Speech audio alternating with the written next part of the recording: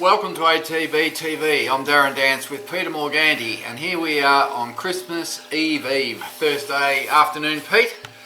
And this will be our last broadcast of ATB until Peter returns from his usual 4 weeks off. And I don't know what he gets up to in those 4 weeks, but he comes back with a big smile on his face and looking pretty happy. So it might be different this year. Beck working and me at home with 2 reptiles. Reptiles? Well, normally we have one of the reptiles here just to cause interference on the Christmas version. Normally they spend 3 of the 4 weeks up with Beck's mum and dad, but they're flying out to Mackay on the 2nd of January. Yeah, well, they've worked it out. 1 week's enough. I've got a good 3 weeks with them, so we'll put them to good use. No, they're pretty easy to control if you've got an iPad or an Xbox. So, hey, we're looking like 2 jolly good old fellas here with the hats on, Darren. We are so, Pete. I think it was this area last year where we did ATB TV, but with a lot more crowd involvement. Yes, we had the whole team here, but they're all scattered today. Yes. Some have already gone on holidays, and we just got the small team here working through the break. So, Before we get into all the festivities, let's just go through last week's runners and let's talk about some of the ones that are coming up over the next few weeks. And also we might just recap on 2021, which has been probably the strangest year of our life and most frustrating. And just when you think it's all over, now it all seems to be ramping up again. So. Anyway, Pete, last week, just the 4 starters. Yeah, I went to Colac for a drive. See Street Baby run, a 2,000 metre race. First things first, it was great to see 2,500 people on board. Never got a great date because it's a Christmas party atmosphere, and it was a beautiful day. They got a 25-degree day, nice cool breeze. We had Street Baby line-ups. So she was second favourite, I think, around about the $4 mark. Everything sort of went to plan, but as Colac is, you hard to run down the leaders if the tempo sort of is dictated to suit them. And look, she did a good job to get within, I think, a length.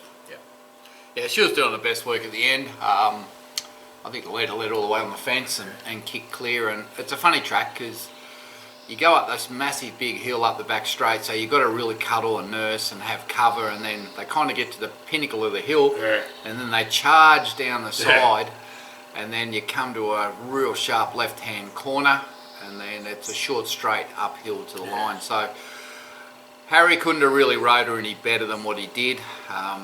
She was just, 3 wide with cover, and then, he's gone for her on the bend, and she's rattled home, hitting the line, and probably another 100 yards. If the straight was another 100 yards longer, she probably wins.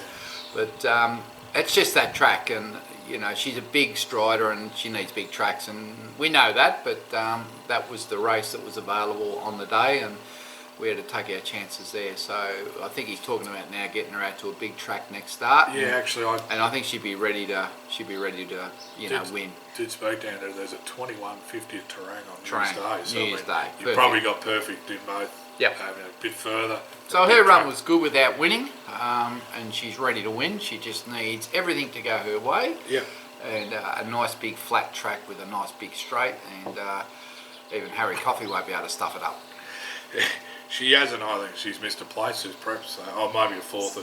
No, he's done a good job, Andrew, I must say. So she's paying her way, and if there was any doubts on the 2,000, that's been put to bed now.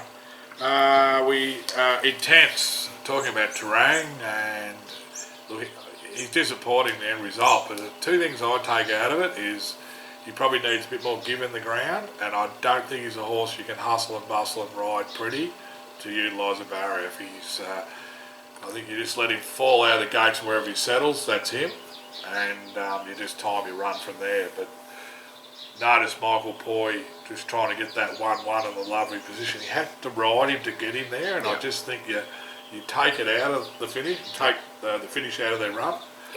And look, he was playing the last 100, but he's a better horse than what that showed, even though he's probably been disappointing across the stretch. But I think the Warnell run back in May highlights how I think he needs a track and how he should be ridden. Yeah, I think you're right. To run 7th there when you think you're a chance of winning was pretty disappointing, because he was up there punching away and found nothing in the last 200 and was going backwards. Yeah, I think you're probably right. His best run was at Warrnambool over the carnival when he was out the back, and I think D Lane rode him and he charged home on a wet track and run second. And thought we had a Derby horse at that point, but anyway, he went to the paddock and he's come back, and he's just been going this prep. So, you know, he's certainly a big horse and he's a big, strong lad. And I just think now what we do is we take him back to Warrnambool, as we've talked to Pat about, and we'll just give him a run there, where we will just let him drop out the gates and just see, you know, if he will let down and charge home. But certainly on that run, it was disappointing on face value, but you know, we know he goes good on the wet. It's the wrong time of year. So look, if we give him a run at Warrnambool and ride him quiet and see if he can just hit the line, if he does that, then we'll push on. If he doesn't, then we've got to decide whether we either get rid of him or we just give him a short break and get him back in around winter time. So that's what we'll have to decide in the next few weeks. He's I think the three of his better runs have been at Warrnambool. So we'll go to see Princess first at Oakbank. First up, it seemed to settle nice back, sort of just worse in midfield. Not much late. It's a funny track. I watch. Isn't it undulating? Yeah, they go up and down around the hills, and then it's a tight sort of swing into the home straight. It is a good run in home, but there's a few tricks to the course before there. She was just playing late, but whether there was an issue after the race, not sure. Yeah, look, she on her best form she'd be winning that, but look, like he said, it's going to take a couple of runs with her just to get fitness into it, because he said, look, you can feed her nothing and work her hard and she still puts on weight. She's a big girl. So, look, she's a beautiful mare. I think she's just going to take a little bit of racing. She couldn't have rode much better there.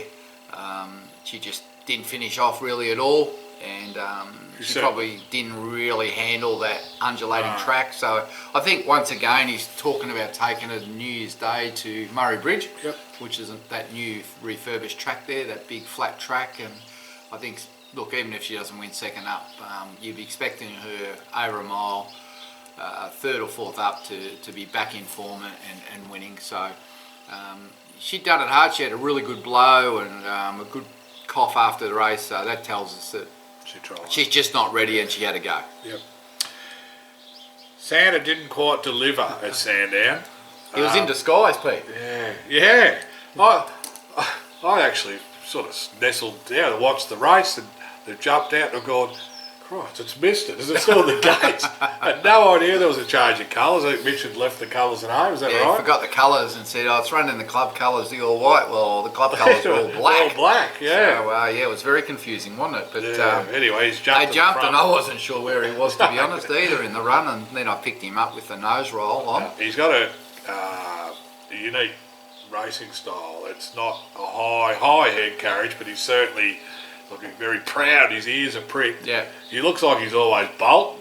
You feel like that there's a little bit more in the tank even at the end of the race. But look, he just found one that had a bloody cushy run up the inside. I think you made the comment that they walked the track and thought they found the better part of the track, and the winner's come up the inside. Now he's probably had a cushy run along the way, whereas we got probably tested a little bit at times. I thought on the corner, like when he got into the straight, there was horses all around him. Thought, we're going to get swamped here. I reckon he found twice. But he did. He fights that horse. Like he really tries a Dandy Man, and he's given those owners, and a lot of them bred him. They give him. He's very consistent, isn't he? A win and a third or fourth and a second there, beating the head, and he was in front before the line. And after. He was definitely in front after the line. It's just where the line was, he wasn't in front. But we did have a plan to peel out off the rail, 6 horses off. That was supposed to be the faster lane, but it might have been faster. But the horse behind us was faster than all of us. It was an inch faster. And beat us an inch or two. So look, he's going well, that horse, and Mitch has done a good job. Young Tally Hope's done a great job riding him. So look, he's going to win another one of these very shortly, and I think he stepped up to 1500. He's still doing a bit wrong, Mitch said, so you know, when he's got him racing properly and doing everything right, he'll stretch him out. But look, he's earning the money, he's paying his way, and he's giving everyone a great sight. It's almost like he's just not knowing how to fully unwind, but he obviously is, because but I think it's just his carriage, just the way he holds his head up. But he popped him over a few logs on the Monday to try and make him lower his head during the race. So have a look at where you're going. Yeah, a few tricks to the trade, but no, he's a nice horse, and I think he'll keep improving too. No, he'll be better next year probably. Yeah. But, if he stays sound, so no, he's going along well, and he almost got the chocolates. Well, his old man was winning Group 3 races at 7 after an injury, so he's got a bit of time left on his side. And I think his mother ran quite a few placings in town. He did too, yeah. She did, so let's hope he's already got one win in town, so let's hope we can get another one next up. Absolutely, so that was it. So Four runners. A couple of nice runs and a couple of improvement. Now what we're going to do now is we're going to go through the 3 or 4 we know where they're going. Yep. And then we're going to talk just generally about the horses that we'd expect to race through January, because I don't think we'll get back on air to the end of January. 27th I'm due back or something. 27th you're going to sneak so back. Straight back into ATB TV. I think it's a Thursday. Oh yeah, right. You'll be rusty. Phone battery will be flat in the camera. No film in it. I'll pump it up tonight. It'll be waiting for me for 4 weeks. So well, let's just talk about what we know about. Miss 10,000 was scratched today for Wangaratta due to a barrier. And White Gate. Yep. Been nominated for Nil on Boxing Day, Stony Creek the following day, and Yarra Glen. Now, we'll know more tomorrow. Acceptances out.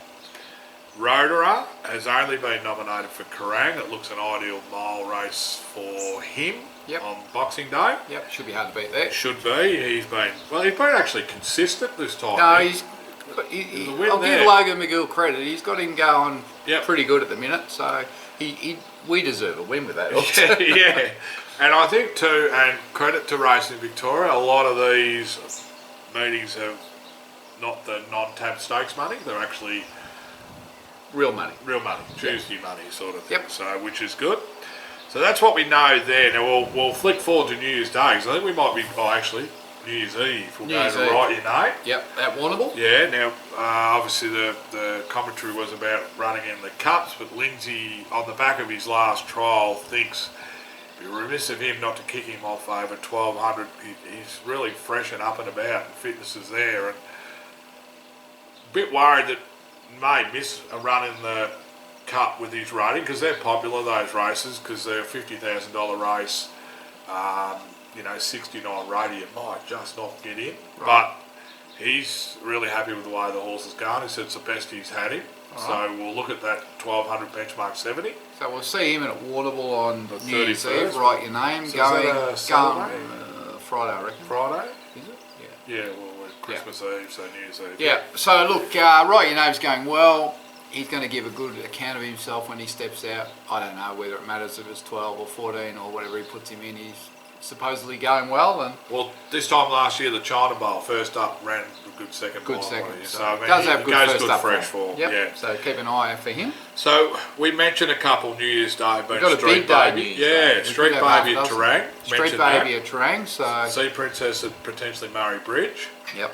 Also, we'll have Capriccio. I think Daniel's got her back to a benchmark 78 down the straight. At Flemington? Yeah, as the lead up to on the New Year's Standish. Day. Yes, I think, is it New Year's Day or it might be, I think there's a few meetings. I think Terang's on the 2nd. Right, so Flemington will be actually on New Year's Day, whereas Terang's the day after. You're right, it is, you're right. So down the straight, benchmark 78, jeez, I don't know what weight she carries. But $1.90? Oh, she'd have to really win, wouldn't she? Anyway, she'd be there, and like I said, this time next week we'll know the fields. Happy New Year. I think so, and if the other bloke measures up Hasselhoff? to his run, it's the same race he won last year when we got the double with Serious Suspect. Trying to get Jamie Carr on, I believe. He's given her first crack at it, so it'll be interesting to see. Obviously, they wait until acceptances before they decide to get 15 choices. Yeah, they can ride any horse in the race normally. So there's two really good chances, regardless of riders. So we've got Sea Princess going to Murray Bridge. Igniter's due to run again. So will he go to Flemington? I don't know. Right. Don't know. There's been no noms for him, so his noms might come up for Flemington. He's Sure. a Flemington horse. Yeah. And you find those 64s and 70s Yeah. on New Year's Day. So, Alright, so he's ready to go. yeah, then we go north, the Moneybags, who Brisbane. trialled well yesterday or the day before, and he kicks off, is it the buffering or something Yeah, the like buffering that? on New Year's And Day. that's to sort of have a look at me before the Magic Millions. So whoever wins the buffering stakes at Doomben on New Year's Day gets an automatic entry straight into the 1400 metre race at the Gold Coast on Millions Day. Yep, for the older horses, isn't Yep. it? Yeah. Well, 4-year-old and up, I horses. think. Yeah, So the bottom line is, he's first up, he's underdone, he's done everything Damien Batters to get him ready first up. He seems to always take a run. yeah. So he's going there New Year's Day, and if he runs really well, hopefully he can press on to the Magic Millions. And then 1400, which is over the big carnival day where every race is off $1 million. So, Yeah. now we've tried to get this horse to the Gold Coast a number of times, and I think the last 2 attempts to get him up to there, the plane was cancelled. So when we made the decision this year to move him for that race was to send him to Brisbane and do that. So that's the whole purpose, is to try and get him into that big $1 million race. So we'll see what happens, but he'll go around on New Year's Day in the buffering. My feeling is he's a bit underdone. He did trial good the other day, and he's going to give him another solid gallop on Tuesday. Yeah.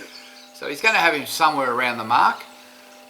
It's a hard horse. I don't know who's going to be in that race. No. I mean, Alligator Blood's probably going to be in it. Although, But there's going to be... it's gone back to Waterhouse Bot. Oh, has it? Yeah, that's Yeah. changed stables. Whether leave it there, I don't know.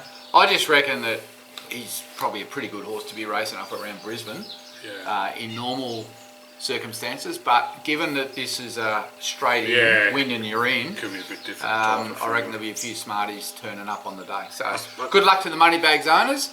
There's a couple going up. A couple live there. Couple going up. And they'll be going to watch it, and then depending on what happens with the borders, it'll determine who else goes. I suppose the alternate is if things measure up, there will be nice races through January anyway. Mate, Eagle Farm. There's 10. That's his track at Eagle Farm. There's 10 meetings there that he can run in. So good luck to him. So that's the bag. And now, just going to horses that are getting close to racing that have been trialling, like Quick and Dandy was good at Terang on Tuesday or whatever it was. Nice trial. Yeah, so Piranha. she's ready to go. Piranha, when I realised what colour she was in. Archie's horse, Piranha, she's ready to go. So Yeah, both ready to race. So within 10 days, I reckon. New Year. Yep. Two-Bay Shore, I think he's ready to trial. And the same with Oceanity. They're probably going to be the end of Jan. Yeah, a bit later. Tuscan Piazza with Pat, still getting to the gallop stage, but we'll be trialling sometime the next 3 or 4 weeks. Paul's done a good job with Eagles and Pins. She's over her shins. Good gallop the other day. I think he said, again, 3 or 4 weeks we'll get a trial, but he's not. I think it'll be 1 trial and then to the races with her. So you're not going to put too much pressure on her legs, but she looked good in the video the other day. Shine and Dandy trialled the other day, and he's surprised. It was an 800 metre trial at Mortlake, and he was beating 2 lengths and charging at him. So the girl that rides him said that he's actually grown more and more in confidence in that sand, and he's actually thriving getting through it. So he's a horse we identified as a dry tracker, and the heavy sand to take a bit of the concussion out of any of the work he does. So I'd be thinking February for him racing, but not far away. And obviously we know Madam Mischief had a little bit of a tumble down on the beach, and she's probably a good month away. I think the penicillin in her is a 4-week withholding for a start, but she'll be the end of January. End of January. So there's a lot going to be kicking off mid to late January out of that group. Detonator Jack's getting to the stage where his gallops are getting a bit more serious, and I think the stable are pretty happy with the way he's progressed his prep and his attitude, and everything is all the reports have been good on him, haven't they? That's a Jackalbury, obviously. Well, there's a lot of horses there to step out, and we'll find out a little bit more about in January.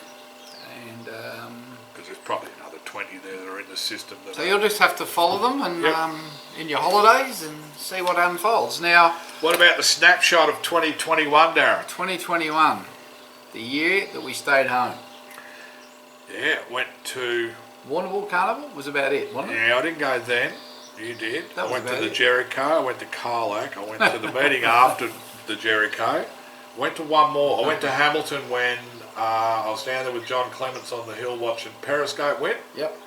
And I reckon that would be it. 6 meetings? Four. 4 meetings. I reckon. For the year. Donald. Went to Donald when Quick and Dandy ran second. Gee, you're going to be tired next year. That's 5. You're going to be tired next year when you're back. He's back to 200 meetings next year. Look out. 5, I see. Yeah, Quick and Dandy. So I could name Quick and Dandy, Periscope. I had a couple of winners amongst them. Maybe that's the key. I think I went Be to select. I might have been to 5 meetings for the year. Yeah. Well, that was the year we stayed home, 2021. Yeah, we had 30 winners. We did a lot of work around the farm. Yeah, it's looking spick and span. It's green. No, It's it's all finished. It's all done. There's plenty All of right. grooving up. What were the highlights of 2021 from a racing point of view? Kicked for off ATB? early. Double on New Year's Day. New Year's Day. Serious Suspect and Hasseltoft. So we got a Group 3 win in the Standish with Yep. Serious Suspects. So I mean that was a nice way to kick off the Yep. year, and the double. And I think there was a lot of owners had their first Flemington winner with Hasseltoft. Yep. No, that was exciting. A lot of their first. Long way. winner. It feels like 4 years ago. Now we'll just pick out. Obviously, there's 3 fillies that really stood up this year. Being one Steiner, Steinem, yep. ended up with a Group Yep. work through 3 Group 2 win. place, Group 3 winner. Yep. Very valuable filly, and really excited about her going to the autumn Sydney Carnival, contesting these big races that Yeah. you generally only see on TV, like the Millie Fox and Yep. that Coolmore Classic, and Yeah. maybe the Doncaster if she's up to it. So they setting their sights high with Steinem, but she's been wonderful this year, and 3 wins all this year. yeah, she's I don't know what her future is in 2022, but I think the owners are going to have a lovely journey with her. Win, lose or draw, they're going to have a lot of fun. People have been around for a long time and watch racing say horses with a turn of foot, they're the ones that actually have it over those others, and she's got an outstanding turn of foot. Massive turn of foot. Yep. So good luck to the Steinem owners, but she was definitely one of the highlights for 2021. Another highlight money-wise, and obviously she's been an excellent performer down the straight, is Capriccio. She won that English Dash, which threw 300,000 into the pockets, and I think that was basically her purchase fee, or near Yep. enough to. Yep. Then she was listed, placed, just been an honest filly who's still got it ahead of her. Yeah, she's only lightly raced mare, and Daniel Bowman's done a good job with her, so I expect to see a lot from her in 2022. Starting off on New Year's Day at Flemington, and then probably going to the Standish and Yep. maybe a freshen, and then looking at Adelaide over the Yeah, Carnival. it's So he's got perfect he's for got a her. good program there for her. And I'm Invincible filly that was bred here, and yeah, she's got a great turn of foot. She can really motor to the line. She just needs a one clear run. It's funny how those 2 good fillies get back and really charge. Charge, don't yeah. they? 2 fillies pretty much the same. Both are going to have good 2022s. Literary Magnet, she was sort of thought we lost our way heading to the 1,000 Guineas, and then on the grand final day she was really good. She was 4th in a Group 1. Yeah. She wasn't beaten far. She's still doing a few things wrong, but she's a filler that's won $250,000 and only had 5 starts. Won her maiden at Warrnambool, and like I said, 2 or 3 placings in town with a Group 1 4th. Yep, she's probably a little bit untapped, that filly, by Written Tycoon. Matthew Williams once again has done a pretty good job with her, so looking forward to getting her back in the autumn and seeing what she can do, because I still think she's nowhere near the finished product. No. We touched on a Dandy Man, and obviously the Dandinos, we've sort of been hoping that, they come through, and we found our city win with him. Yep, we've got a lot of them, Pete, and we've sold a lot of shares thanks Yeah. to you people out there, but There's a little bit sitting back and waiting. I think we'll find out, Dandy Man, Quick and Dandy, Shine and Dandy, Yeah. look to be the pick of them. Then we've got Mandino, who looks like he's a nice horse. Yeah. And then there's a whole host of young ones that haven't been tried. So I guess we'll be banging on about Dandino for a while, and people will probably get sick of it. Yeah, but anyway, they're there in the We're system. pretty heavily invested in him, so they're all nice horses. They all got great temperaments, and they do try. So we'll see what unfolds there. I think from a to personal or trainer's point of view, Pat Ryan's been a revelation for us with nothing more than tried horses and English purchase horses. So 8 winners in the season, and probably 28th placings, but He loves running second, Pat. yeah, second place Pat, the bridesmaid. But Pat Ryan the second, we call him. but he's turned some horses around. I think just None better than Mad Mischief. Yeah, well, he's won three for the season, a little 3 for the year maybe. Unassailable's a good story. Yep. She's sort of on the verge of being a city winner, and I think Black Mirror's a good story as well. Like English purchased, beautifully bred filly or mare, and she was a rat bag when she first went down there, and I think with a lot of their attitude, just because what he can offer horses with the farm, the beach, then gallop them, they're always fresh, presented well and race well. I think he's pretty spot on. I think he's got a finger on the pulse when he knows the horses are right, and I think in recent times an Irishman's been an example too. So yeah, that's true. Like he's really only had those horses that have been elsewhere, and really either hadn't performed or had reached their mark, and just giving them that opportunity to go down there with a guy that only trains 8 or 10 horses, and is very much hands-on, loves getting them to the beach, loves watching them live out in the paddock with their mates. And you go down there any given day and there's a paddock of 4 race fillies in it, and they're all eating out of the same bowl, they're all laying down the ground together sleeping. It's just a perfect life for him, and he's done a great job for us. And you're right, like Madam Mischief, he loves that horse. He's done a great job with her, Unassailable, even an Irishman over the last month. And credit to him that, with an Irishman, he could have pushed on, but he just said, look, he's not suited over these summer months and these hard tracks, so let's give him a month off and start again. So we have. So what's your favourite moment from the racing perspective for 2021, Pete? What would be your favourite day of racing for the season? I think from a point of view of what it meant to Steinem, that was exceptional on a lot of fronts, for the breeders, for the filly, and obviously the Mars got involved as well. That probably. Steinem for you? Yeah, I did the double. I think kicking off the year with a double, and with an old warrior, serious suspect. He's been a grand horse. That he's just shaped up for probably 4 preps with Saab now, and he's just been a warrior. I think Steinem. Just the overall. It's great to have one at that really top level. I mean, it's great to win at Colac and at Donald, but when you can sort of showcase that you can breed the best, or it's something that's near the best, and be competitive, I think it's just a great result. And I think for the people that bought into Steinem and bought into Tynoon, the mother, and backed us when we said we wanted to send the mare back to England to put back in Frankel, and to have that mare in England now in foal of Frankel, carrying a filly, a full sister, that'll be born in August, September next year. That's pretty good, and they've got a half sister to sell in Sydney at Easter by Piero. It's going to be worth a lot of money, that filly. So from a financial perspective, that's a great story. From a breeding perspective and just a whole journey, it's great. I think from a pure just racing point of view, forget about the money, forget about the breeding, all that. Just, I think the day that I would probably remember out of 2021, apart from Serious Suspect winning the Standish and watching Saab try and break the grandstand, would be the day an Irishman won at Warrnambool with the black armband for the late John Knowles and for his family, because over the years we've put a few black armbands on, but they never win. And for that horse to get up and to receive those text messages from John's family and his friends, that'll stay with me probably for a long time. And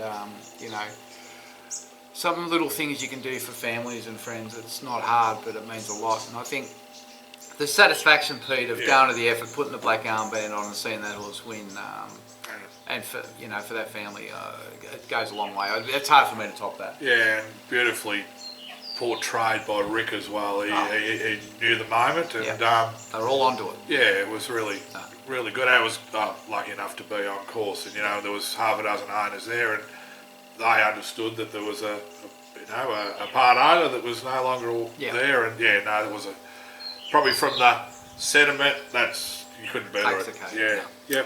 I think too the other one, and I know Pat couldn't get a win with it, but the story with Luke Pepper getting 64th Street, a well-related mare, and I think it was a wet track. We're going, oh, what's going on here? And the ride was something like out of a cowboy scene, and she just kept going and won at $15, and job was done for her as a broodmare. Yep, and we haven't given Luke Pepper another horse since. He's rang me up a couple of times, but there'll be one coming your way, Luke. I think Luke, there's another part of it is it's been great to meet the Andrew Bobbins, the Pat Ryans, the Lindsay Smiths. Like they're a new lot in around the John McCardles. Yep. They're all the same, but all different, and they're all characters. They're all good people. Yeah, and I think that's important. And the worst part about it. None of the owners have been able to get bloody meet them. No, that's the problem, isn't it? You no one's got to be part of it. Or even Paul, like in 2 years with us, and like I've had people all through COVID. What's Paul like? So like when you meet these people, they are lovely, friendly people, trying their best. But when you see it from you can get a perception of it. They know what they're doing, or are they any good at it? And that's been the hardest part of the last 18 months is you can't get that full involvement. Yeah. With horse and training. You don't get that understanding of what's going on as much. You can read the emails, you can listen to the updates, but when you're on track and you're talking to the trainer, you get a different perspective. And people have loved that little, because most of our runners at Waterloo have been Pat Ryan, and Pat's very accommodating, and he'll call it as it is, and because he took home 25 grand that we should have got half off too. Who talks more, Saab Hassan or Pat Ryan?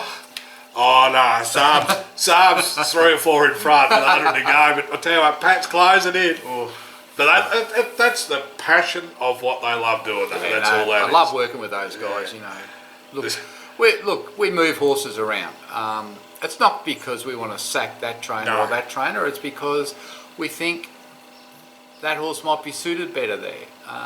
And the idea is to give that horse every chance, and it doesn't always work out. So half our winners probably are from moves.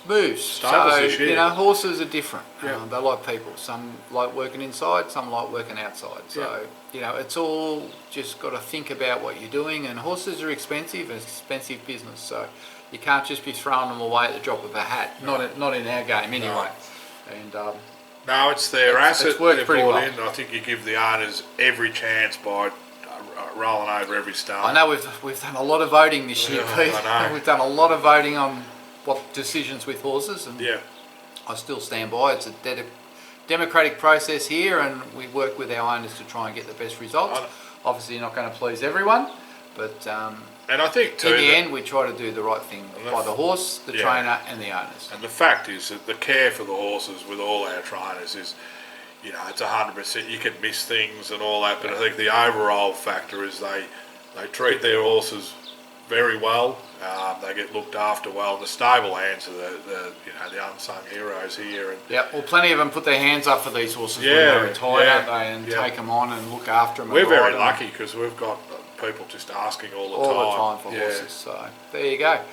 Well, that probably covers it off. I think we should also mention the fall of Dean Yendor at Trent the other day. He's ridden a lot of winners for us, Dean, over the years, and that was horrible to watch, Pete. But luckily he's got out of it. Well, he's going to be okay in the long run. He's going to be on the sidelines for a long time. Probably 3 months. Fractured vertebrae, but it could have been a lot worse, Dean. So you and Christine. He's home now. Mia. Glad that you're home, and he looks 106 in that photo. He's got the brace around his neck, and that's Dino. He's got that for 6 weeks. I think that's the 3rd and 4th brush. And I probably think you're right, Pete. He should wear glasses when he rides. He'd find the runs easier. But anyway, Dino, speedy recovery, mate. We'll miss you around the tracks and miss those little digs and waxing the back of the legs with the whip. So he rode our last winter, I think. It was Miss 10,000. So hopefully we see you back soon. Yep. So that's about a wrap for us for the year. I guess finally, Pete, we just want to say Merry Christmas and a Happy New Year to everybody. have a great time with your families or whatever you're doing. Have a great break, and we look forward to seeing you on track in 2022.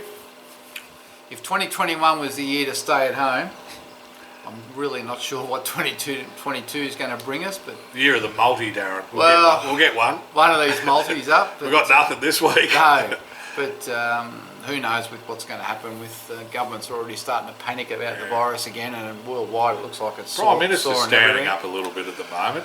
But anyway, I think the sooner we get our boosters and get on with it, the better. But Absolutely. have a great Christmas and a new year. Hope Santa brings you lots of good things, and I hope you drink too much, eat too much, and laugh too much. And have a headache next day. Have a great Christmas. From all of us here at ATB, look forward to catching up in the new year, and may many winners flow.